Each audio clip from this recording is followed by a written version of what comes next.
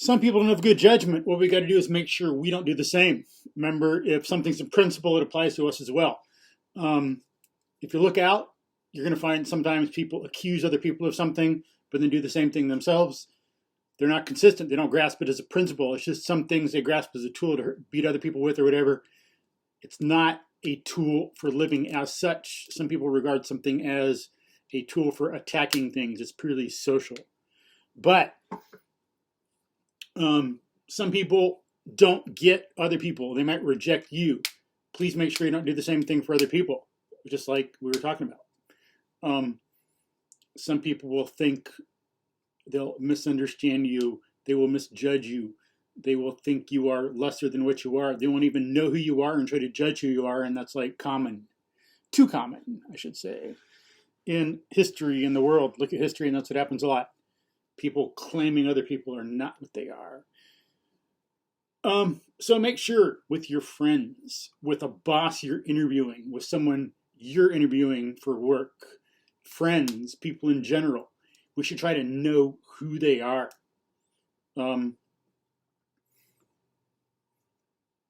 Here, and when you're doing something right, be committed to it. Don't give up because some people don't get it. Like here, in this article, Rejections That Didn't Matter by Suzzane Sherman. I'll put a link to this. According to this, let's see. Alex Haley, before Roots, he had 200 rejections. Publishers rejected his writings. Robert Pirsig in Zen and the Art of Motorcycle Maintenance rejected 121 times. That famous Chicken Soup for the Soul thing rejected 33 times. Dr. Seuss rejected 24 times. Jack London rejected 600 times before his first story.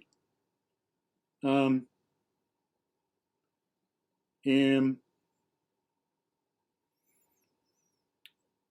who was that other person? Oh yeah, and then there's the famous nowadays that I can't think of right now. It's in my head. I'll have to look it up. Dang. Someone rejected 14 times, some like billionaire nowadays. Some lady, what's her name, that wrote some novels, and now a billionaire. Harry Potter. What's her name? The Harry Potter author. Rejected like 12 times by publishers. That shows you how smart some people are and how good they are at evaluating other people. We should try to not do that when we're interviewing, when we're being interviewed, when we're dealing with people, friends and all that. Just because this happens to other people, we shouldn't just laugh. Haha, look, they're so stupid, they rejected her, what an idiot. No, because they're human and we could do the same thing. And if you pay attention, every one of us, I think, has misjudged someone thinking we know the way they are. We got to be careful. We can know other people. It's a fact, but we got to make sure we do. We wouldn't know we're wrong if we didn't know what was right. So some people that go around claiming, oh, we can never be sure.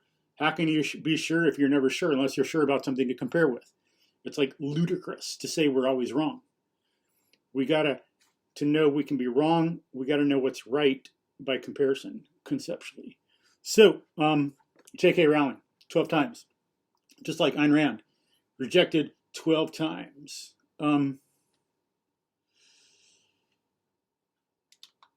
Like here, even like with her, the Fountainhead,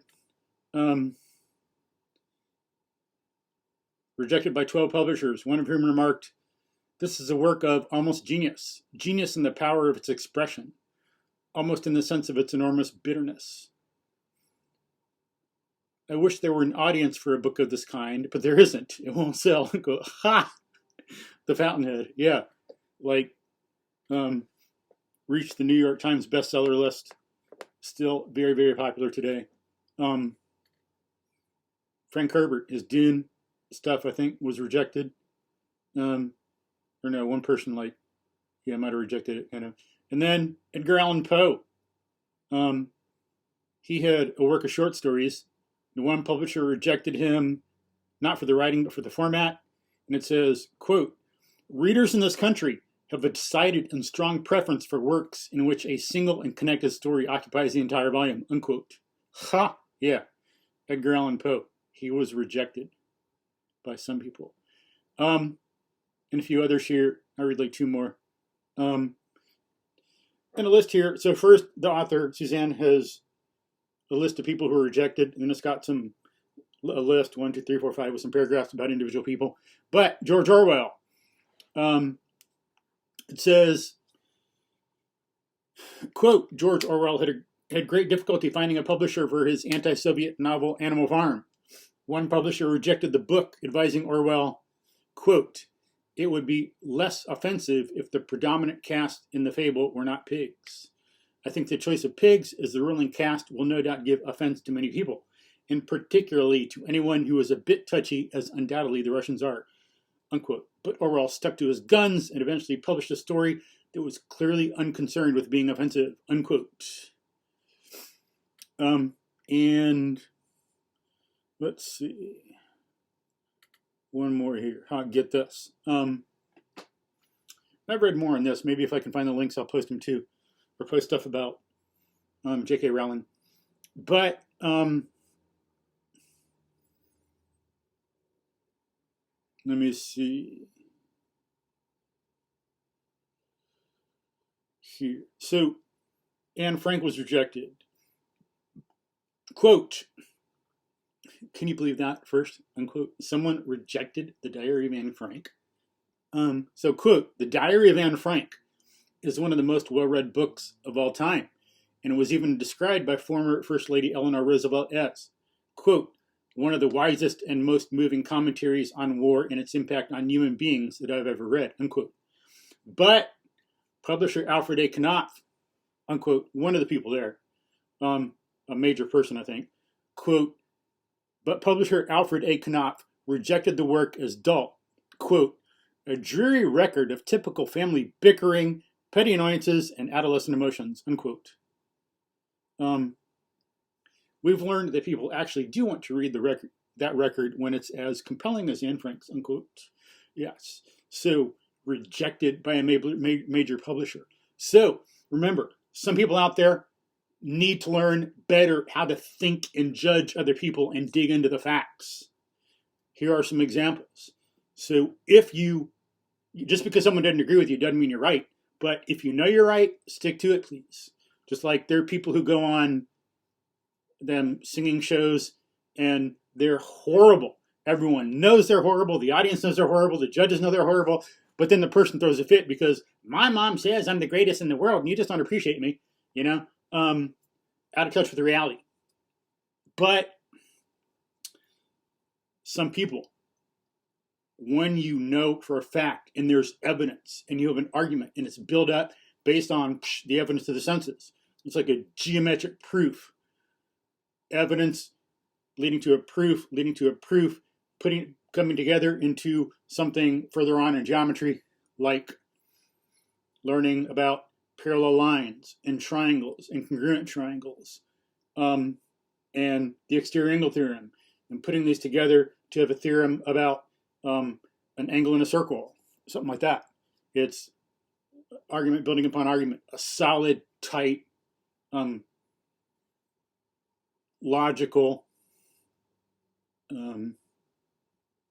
chain of reasoning leads to a conclusion. If one knows kind of like that, the one is right, then stick to it, please. And people need to learn to do stuff like this so we can interview better. Who is that person? What do they think? Am I mistaken in what I'm thinking about them? Is my opinion based on limited information and is it shallow? Or do I have depth and breadth and richness behind this judgment? That's very important. So, food for thought. As it says, title of the article, Rejections That Didn't Matter. Peace. Okay, wait. I got my app to turn off and my phone to turn off, and I was like, need more coffee. I was getting stupid about which one I was going to go with.